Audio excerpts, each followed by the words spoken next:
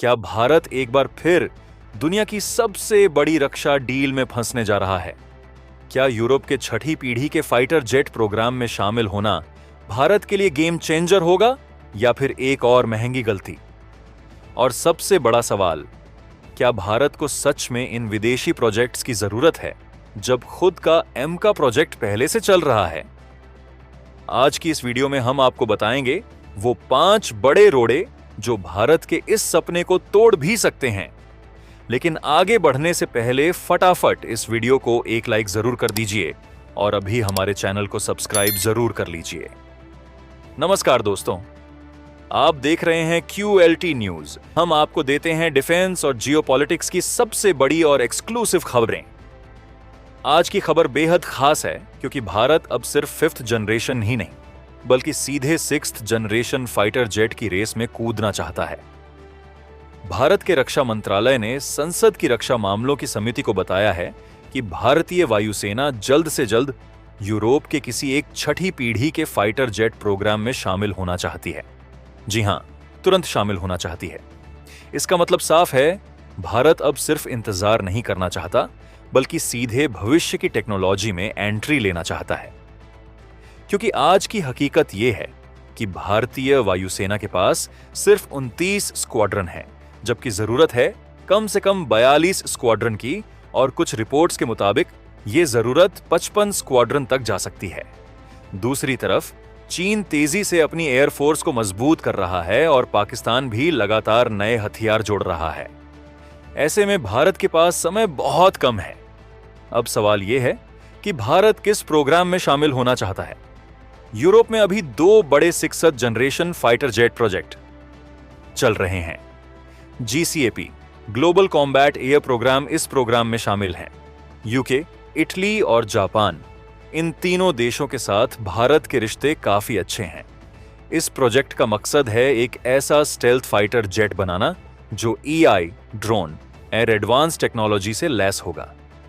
सबसे बड़ी बात, जापान पहले ही भारत को इस प्रोग्राम में शामिल होने का न्योता दे चुका है। FACES future combat air system इस प्रोग्राम में शामिल हैं। फ्रांस, जर्मनी और स्पेन, यहां पर सबसे बड़ा रोल फ्रांस का है और फ्रांस चाहता है कि भारत इस प्रोजेक्ट में शामिल हो, क्योंकि इससे भारत और फ्रांस की डिफेंस पार्टनरशिप और मजबूत होगी और राफेल डील को भी लॉजिकल सपोर्ट मिलेगा। भारत का खुद का प्रोजेक्ट एमका, अब यहां पर सबसे बड़ा ट्विस्ट आता है। भारत खुद भी एक फाइटर जेट बना रहा है। एमका एडवांस्ड मीडियम कॉम्बैट एयरक्राफ्ट, ये एक 5+ जनरेशन का फाइटर जेट होगा जिसमें स्टेल्थ टेक्नोलॉजी, एडवांस रडार और सुपर क्रूज जैसी क्षमता होगी। इसका टारगेट है 2035 तक तैयार होना। लेकिन तेजस प्रोजेक्ट का इतिहास देखते हुए कई लोग इस प्रोजेक्ट पर सवाल भी उठा रहे हैं, क्योंकि देरी और लागत बढ़ने की समस्या पहले भी देखी जा चुकी है। अब यहां पर अमेरिका और रूस भी पीछे नहीं है। अमेरिका ने भारत को F-35 ऑफर किया है, जबकि रूस ने Su-57 ऑफर किया है। लेकिन रिपोर्ट्स के मुताबिक भारत इन दोनों से ज्यादा दिलचस्पी 6th जनरेशन में दिखा रहा है। मतलब भारत सीधे भविष्य की टेक्नोलॉजी में कूदना चाहता है। अब आते हैं इस वीडियो के सबसे अहम हिस्से पर, वो 5 बड़े रोड़े जो भारत के रास्ते में खड़े हैं। GCAP प्रोग्राम में पहले से ही यूके, जापान और इटली के बीच काम बंट चुका है। ऐसे में सवाल यह है कि भारत को क्या रोल मिलेगा? क्या भारत सिर्फ पैसा लगाएगा या उसे असली टेक्नोलॉजी भी मिलेगी? FACES में अंदरूनी लड़ाई। FACES प्रोग्राम की सबसे बड़ी समस्या है इसके पार्टनर्स के बीच विवाद। फ्रांस और जर्मनी के बीच काम के बंटवारे को लेकर गंभीर मतभेद हैं और यह विवाद इतना बढ़ चुका है कि प्रोजेक्ट कई बार रुक चुका है। टेक्नोलॉजी ट्रांसफर का सवाल, भारत हमेशा चाहता है कि उसे टेक्नोलॉजी ट्रांसफर मिले, लेकिन यूरोपीय देश अपनी संवेदनशील टेक्नोलॉजी शेयर करने से हिचकिचाते हैं।